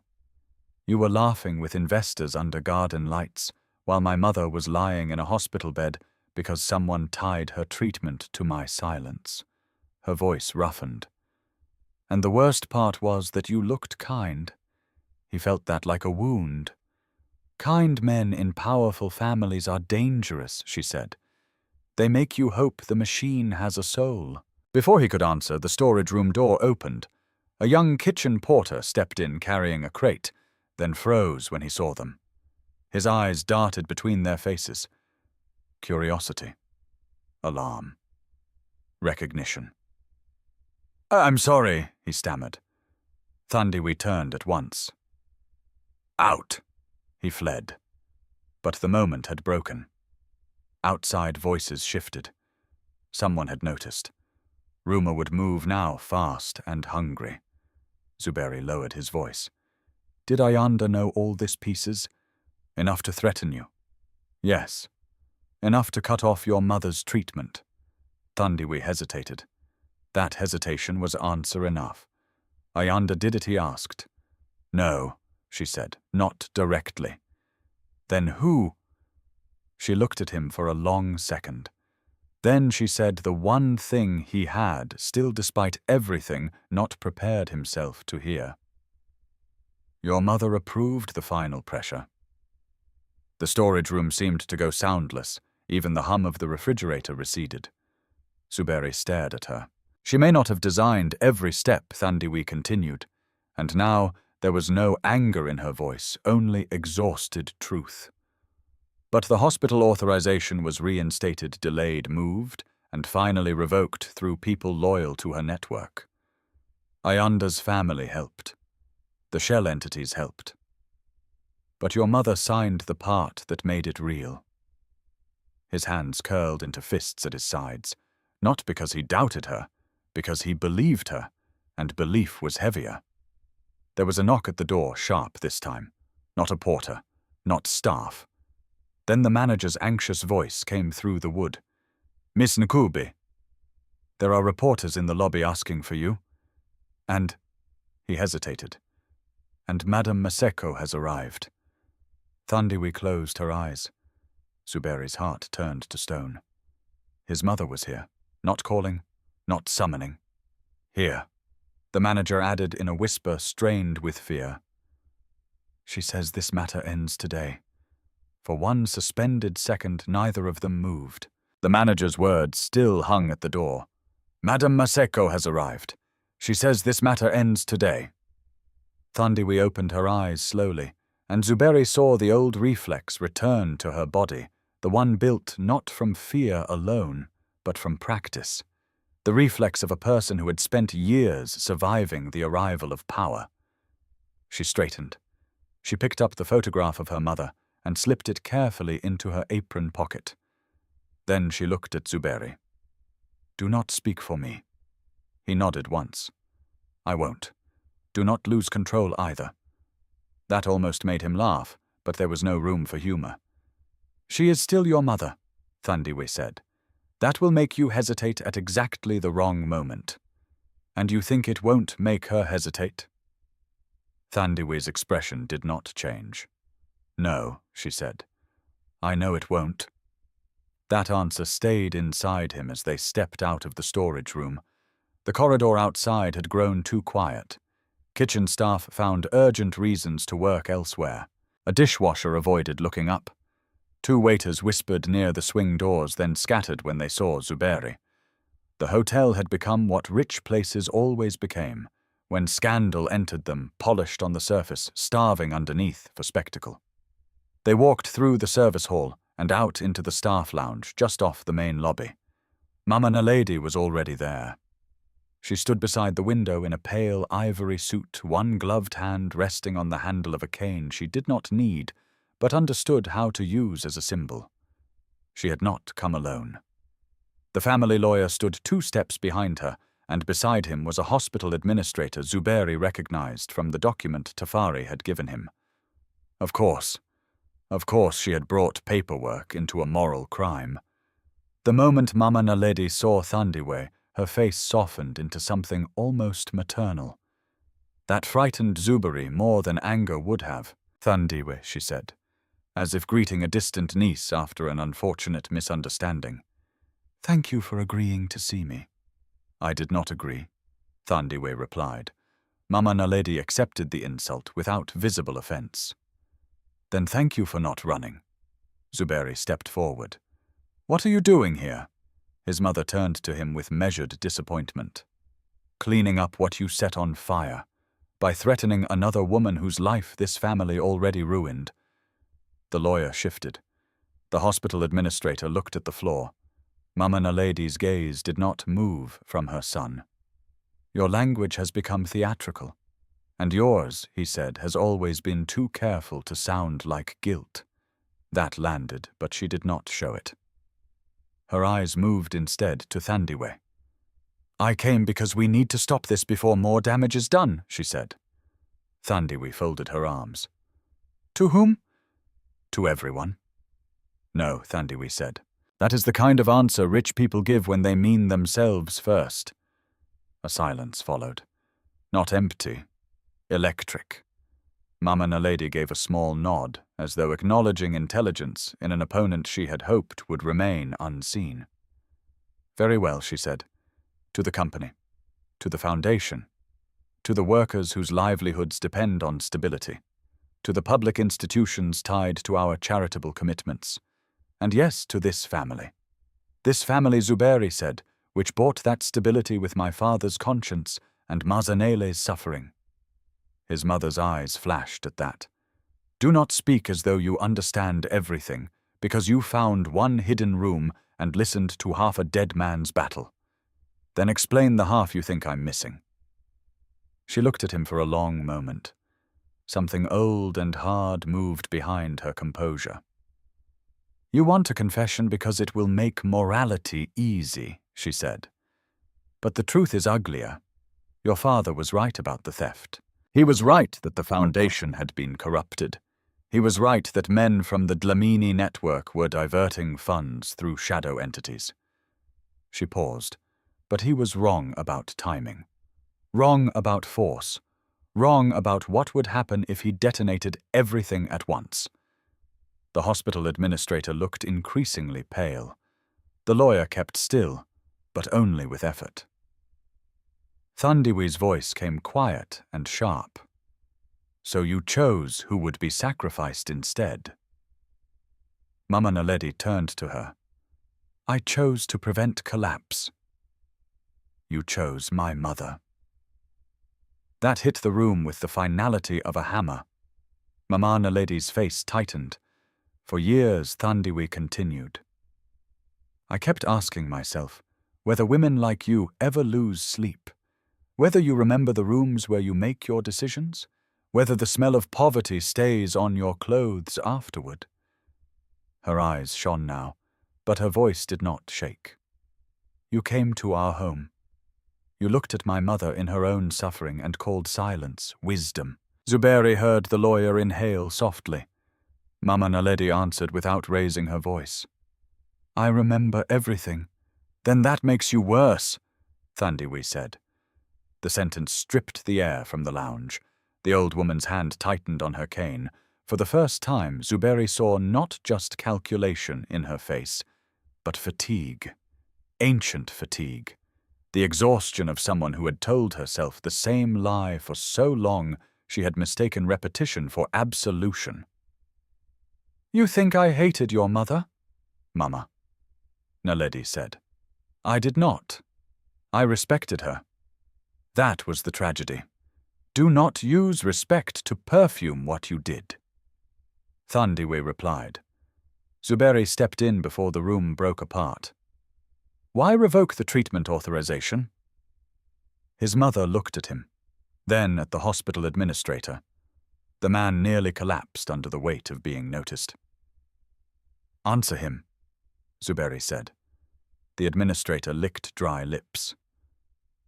There were funding irregularities, sir. The charitable account attached to her ongoing care was reviewed.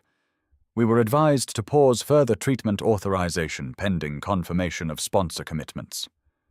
By whom? Zuberi asked. The man's eyes flicked to Mama Naledi. By whom? Zuberi repeated. The administrator whispered, through counsel tied to the family trust. That was all. Not a dramatic confession, not an explosion, just one bureaucratic sentence carrying years of moral rot. Zuberi turned back to his mother. You approved it, she answered with terrible calm. I allowed pressure. He stared at her. Thandiwe let out one breath that sounded more wounded than angry. Perhaps because hearing evil named precisely was always worse than suspecting it. You allowed pressure, Zuberi repeated. Yes. For medicine. Yes. For a sick woman whose only crime was honesty. His mother's voice sharpened. For a chain of evidence that could have shattered thousands of livelihoods if released without structure. There it is, Thandiwe said. You still call my mother evidence before you call her human. That was the line that broke something. Not in Thandiwe. In Zuberi. He stepped closer to his mother, close enough to see the faint tremor beneath her control. All my life, he said, you taught me that strength meant protecting what was vulnerable. Mama Naledi's expression flickered. And all your life, he continued, you were deciding which vulnerable people counted. The cane struck the floor once. Enough, she said. No. It was the same word he had used at the estate. But here it sounded different. Not like rebellion, like judgment. The lobby beyond the lounge was beginning to stir. Voices, footsteps, reporters perhaps, or hotel guests sensing another scandal worth collecting. The walls themselves felt temporary now. Mama Naledi seemed to realize it too. So she shifted tactics. She nodded to the lawyer, who opened a leather folio and withdrew several documents. He placed them on the table between them with careful fingers. What is this? Zuberi asked. A resolution, his mother said. An agreement restoring Mazanele's treatment, settling all outstanding medical debt, providing housing security for Thandiwe, and establishing a private compensation trust. Thandiwe laughed in disbelief, Mama Naledi continued as though she had not heard it. In exchange, all original ledgers, copies, and related evidence are transferred into protected legal custody. Quietly. No press. No prosecution circus. No destruction of the foundation. Zuberi felt disgust rise so fast it almost made him dizzy. She brought a settlement, he said to no one. I brought survival, Mama, Naledi corrected. Thandiwe stepped to the table and glanced at the documents without touching them. And after we sign, you disappear from public conversation, Mama Naledi said. Your mother receives care. You build a life without being hunted by cameras or predators drawn to this scandal. The company reforms internally. The guilty are handled with discretion. With discretion, Thandiwe repeated, and her face emptied of all remaining softness. Do you hear yourself? Mama Naledi's tone cooled. Do you hear the city outside? They do not love truth, child. They love blood. I am offering you protection from what comes after revelation. You are offering me money to help bury my mother a second time. The lawyer opened his mouth perhaps to object to the phrasing, but one look from Zuberi shut him up. Mama Naledi turned to her son. You know I am right about what public exposure will do. He looked at the papers, then at Thandiwe, then at the hospital administrator whose hands still shook from proximity to blame. And suddenly the final shape of the story became clear. This was never about denying the truth outright. It was about absorbing it, buying it, converting suffering into paperwork, turning crime into settlement and settlement into legacy management. He pushed the documents off the table. The pages scattered across the floor. The hospital administrator jumped. The lawyer bent instinctively, then stopped when he saw Zuberi's face. No more papers, Zuberi said. His mother's voice dropped to a dangerous whisper. Think very carefully. I am. You are emotional. Yes, he said, because I am the son of a man who tried too late to be decent and the son of a woman who became efficient enough to mistake coercion for wisdom. That hit her harder than shouting would have. For one bare instant, grief passed across Mama Naledi's face. Not guilt alone, grief. As if she too had once known the line and remembered the exact day she crossed it. But when she spoke, the steel returned. If you do this publicly, she said, the foundation may not survive. The board will turn. Credit lines will tighten. Rivals will move. Political allies will retreat. And the very people you claim to defend may suffer from the collapse. Zuberi answered immediately now, because he finally understood the trap. That is the speech every corrupt structure gives before justice arrives. No one in the room moved. Then Thandiwe reached slowly into her apron pocket and pulled out the photograph again. Beneath it, wrapped in a square of faded cloth, was something else. A small iron key. She held it up. Mama Naledi went still, completely still. Even her breathing changed. Zuberi looked from the key to his mother. What is that? Thandiwe's eyes never left Mama Naledi's face. My mother said if this day ever came, she said softly, I should wait until the woman who wanted silence offered me comfort. She lifted the key higher. Then I should open the real box. The room froze around that sentence. Not because of the key itself, but because Mama Naledi for the first time since entering looked afraid in a way no wealth could hide. And Zuberi knew at once whatever sat inside that box was worse than the ledgers. Much worse. For the first time in his life, Zuberi saw his mother afraid without dignity. Not guarded, not offended, not strategically silent. Afraid. It lasted only a second, maybe less. But fear leaves a mark even when it vanishes quickly. It tightens the mouth, hardens the eyes, ages the face before the body can defend itself. And in that suspended second, Zuberi understood that the small iron key in Thandiwe's hand did not unlock money leverage or ordinary scandal. It unlocked memory no one had survived cleanly. Mama Naledi recovered first. "Put that away," she said. Her voice was low, but the command inside it was naked.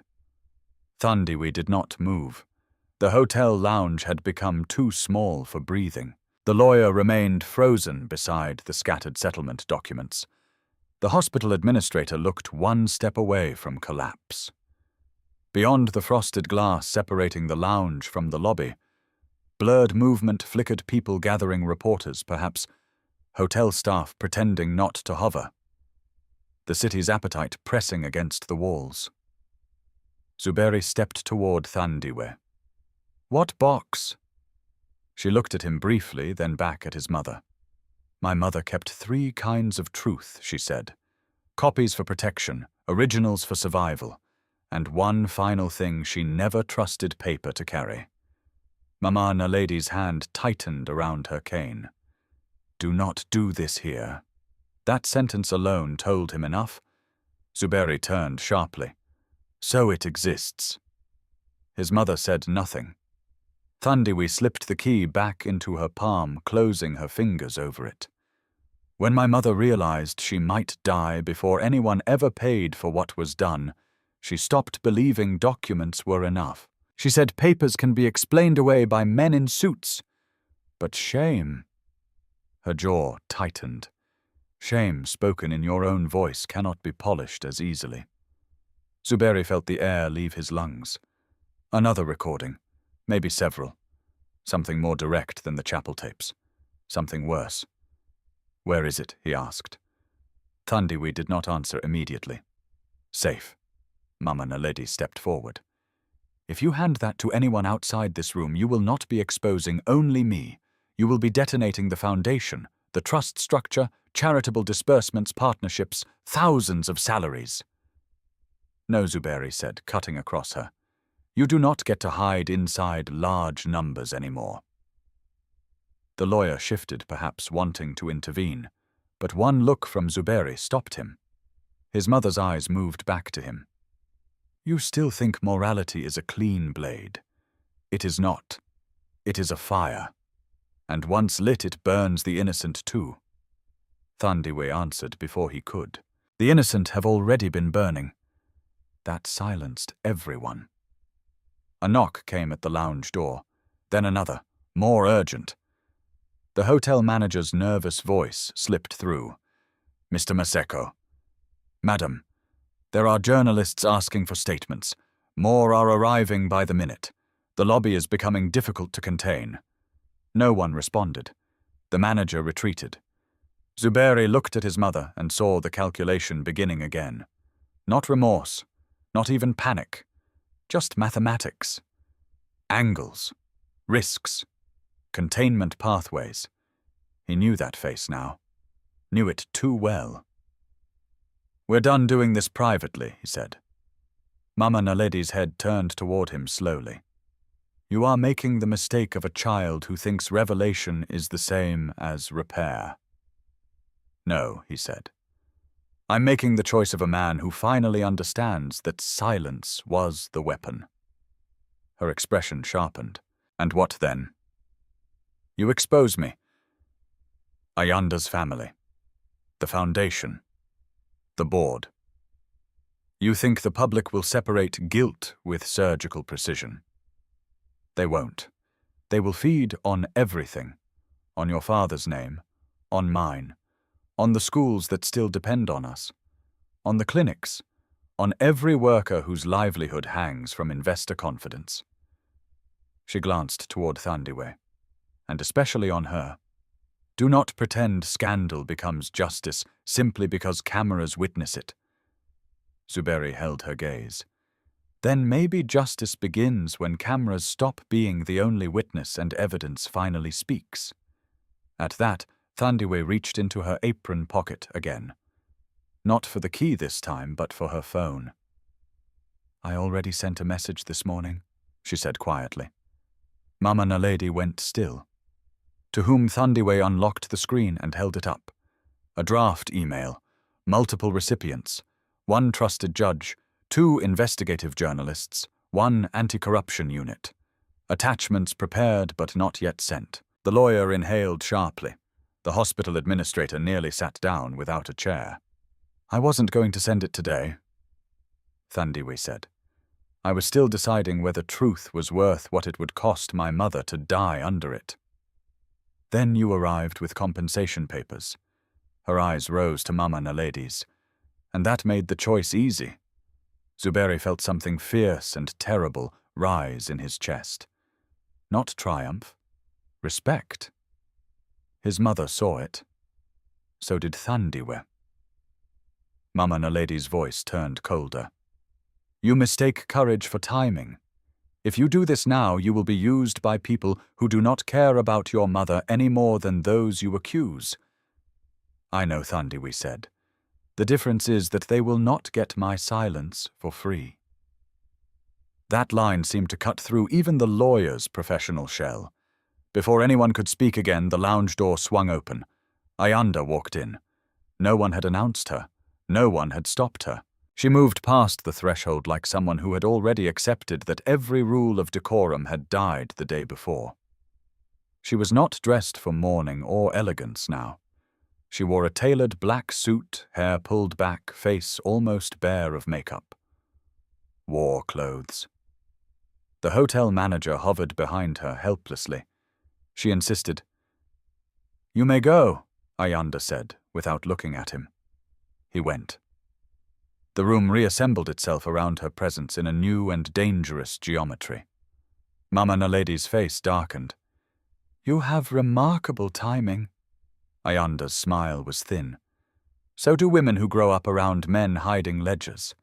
She looked at the scattered settlement papers on the floor, then at the hospital administrator, then at Thandiwe. "Ah," she said. "We're already at the failed buyout stage."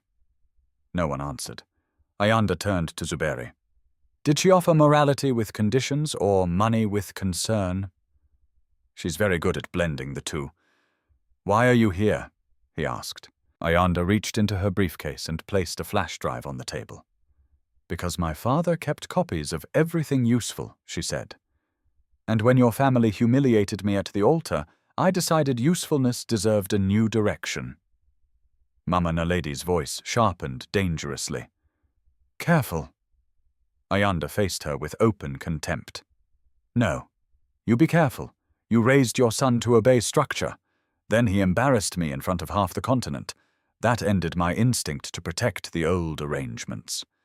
Zuberi stared at the flash drive.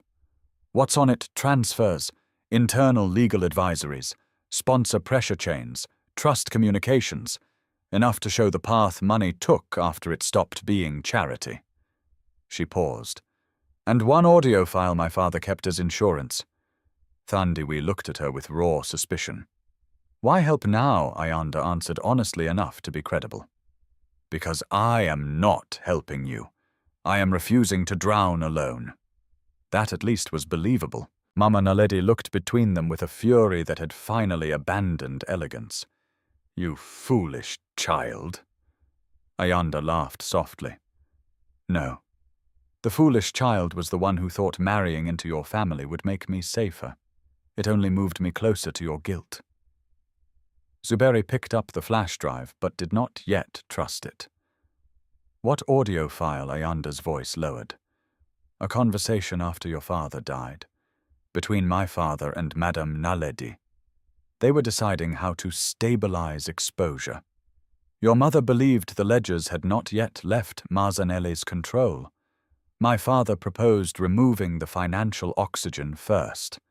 Housing, treatment, employment contacts, social access. Your mother." Ayanda looked at Mama Naledi. Did not object. The room seemed to contract. Zuberi turned slowly toward his mother. She did not deny it. That was the worst part. Her silence now was not protective. It was exhausted. Perhaps she knew the structure had finally cracked too wide to mend. Thandiwe's hand shook once around her phone. "You let them choke her until honesty became unaffordable."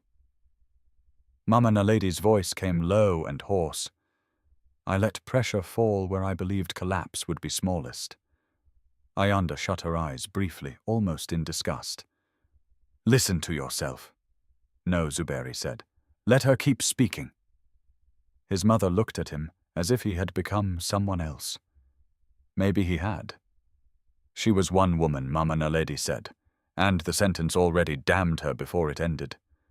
One woman against a chain reaction that could have destroyed thousands. The silence afterward was absolute, because evil is rarely clearer than when it finally says the quiet part in plain words. One woman, one woman, one woman.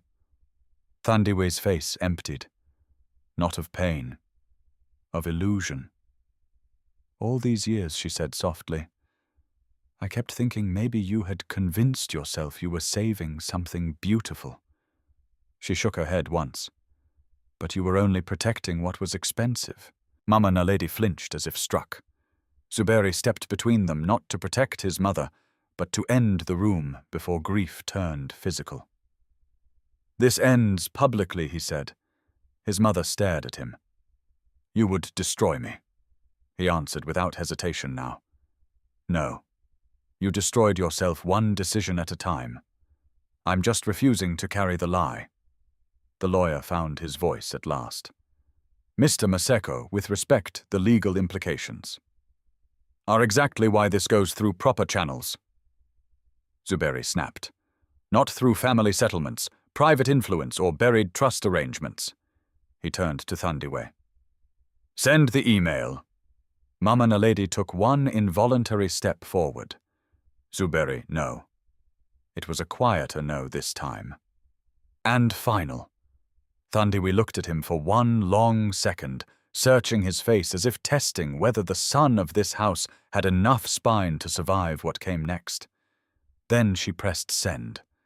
The sound was almost nothing, a soft electronic click, but in that room it felt like a building collapsing. Ayanda exhaled first slow and controlled, as though she had just stepped off a cliff and accepted gravity. The hospital administrator sat down abruptly and covered his face. The lawyer whispered a curse under his breath. Mama Naledi did not move. Her gaze remained fixed on Thandiwe's phone, now dark again in her hand. Then Zuberi's own phone vibrated, and vibrated again, and again. He looked down. Breaking news alerts. Journalist calls. Board messages marked urgent. A notification from the anti-corruption unit. An incoming request from a national news network asking for immediate comment on newly received evidence concerning the Maseko Foundation and the Dlamini Trust Network. Ayanda's phone lit up too. Then the television mounted in the lobby beyond the glass switched from morning finance coverage to a red banner. Developing story, leaked documents allege charity diversion, medical coercion, and family cover-up in major corporate dynasty.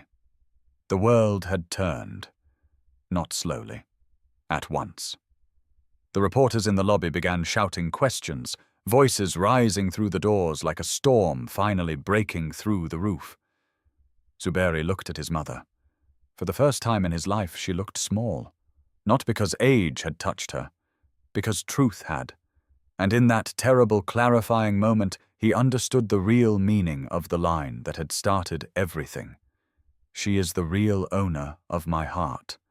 Not because Thandiwe had rescued him from an accident, not because he loved her in the shallow, dramatic way the wedding guests had assumed, but because she, more than anyone born into his bloodline, still possessed the one thing his family had traded away years ago and tried to buy back with contracts ever since. Moral ownership. The lobby doors burst open. Cameras flashed, and the world came rushing in. The world did not end with the leak. It became louder. By noon, every major network in the country carried some version of the story. By evening, the Maseko name had split into two realities. On every screen, one polished by decades of philanthropy, and one now dragged into daylight by ledgers, recordings, hospital records, and the testimony of a woman who had spent years being treated like a stain that needed to stay hidden. Commentators shouted. Politicians distanced themselves. The board released a carefully worded statement about deep concern and full cooperation. The Dlamini Trust denied wrongdoing. Lawyers multiplied like flies over fruit. But truth, once it finds language, becomes difficult to starve again. The anti-corruption unit moved faster than anyone expected. Search warrants were issued. Financial records were seized. A judge froze several linked charity accounts by sunset. Ayanda's father tried to leave the country and failed at the airport. 2 senior financial officers from the foundation were taken in for questioning before midnight. By the second morning, leaked audio from the chapel and the trust communications had turned allegations into something sharper, something prosecutable. And still, for Zuberi, none of it felt like victory. Victory would have implied innocence. He had none. He had not designed the structure. He had not ordered the pressure. He had not signed away a poor woman's treatment to preserve a family empire, but he had lived inside the result of those sins so comfortably that comfort itself now felt like complicity. For 3 days he barely slept. He gave one public statement and refused all invitations to dramatize it further. He stood in front of a wall of microphones, cameras pointed like accusations, and said only this: "My family benefited from silence that harmed innocent people. I will not defend what should have been confessed years ago. I will cooperate fully with the investigation, and I will step aside from all operational authority until independent oversight is in place." What was done in the name of stability was still wrong. He did not mention love. He did not mention the altar. For the first time, the story was no longer about romance. It was about cost. Mama Naledi was questioned on the 4th day. She did not go in handcuffs. Women like her rarely did, at least not at first. She entered the courthouse in cream linen and dark glasses, spine straight, face unreadable. But when she emerged hours later, the cameras caught something they had never seen before. Not shame, not defiance. Exhaustion. She did not speak to the press. That night she sent a message to Zuberi asking him to come to the old family house by the lake, the house his father had used when he wanted distance from the machinery of the city. He almost refused. Then he went. The house was quiet when he arrived. No staff, no guards at the front door, no performance, just dusk over still water and the sound of insects rising from the reeds. His mother sat on the back veranda wrapped in a shawl, a cup of untouched tea beside her. She looked smaller there, not because truth had magically purified anything, but because power removed from its theatre always revealed how much of its size had been borrowed. Zuberi did not sit immediately. "You asked for me." Mama Naledi nodded toward the empty chair across from her. "Sit," he did. For a while neither spoke. The lake held the evening light in bruised gold. Finally she said, "I used to hate weak men." He looked at her, surprised by the opening. "My father," she continued, "was charming, generous, admired, and weak. Every promise he made to workers, cousins, the church, the village committees. Someone else had to calculate the cost later. I watched my mother sell jewelry in secret to preserve appearances after his kindness outran his discipline.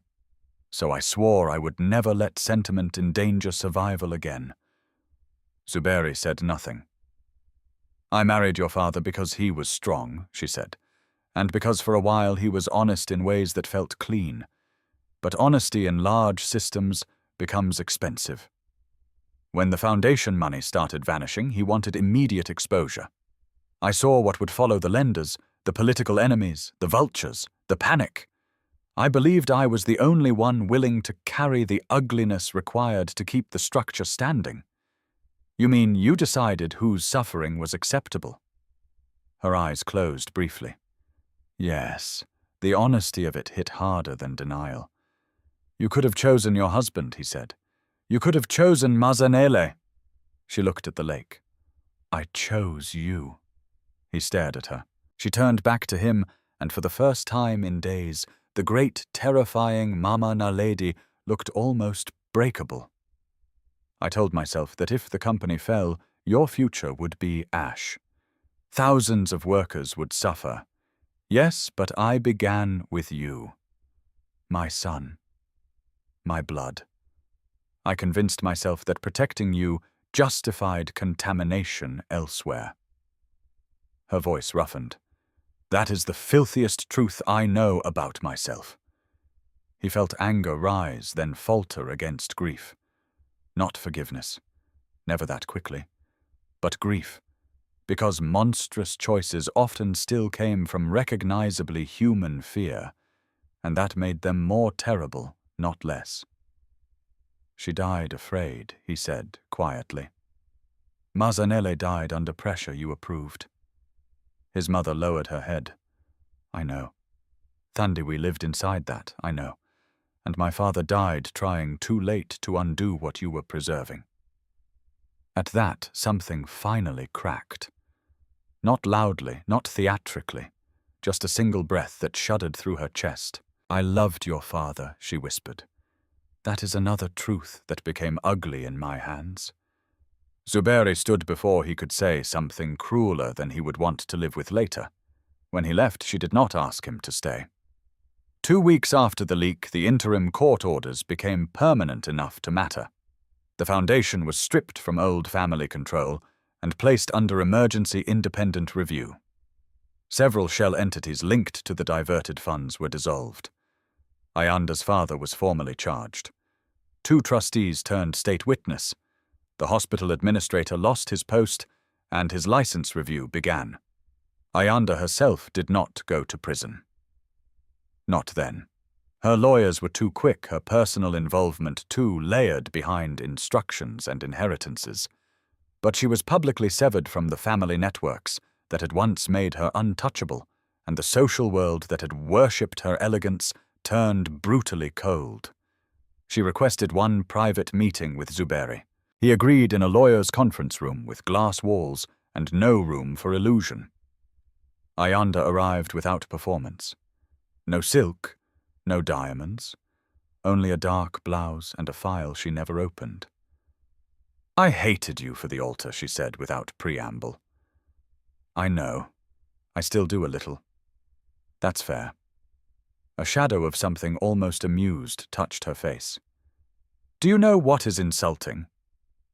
Not that you chose another woman.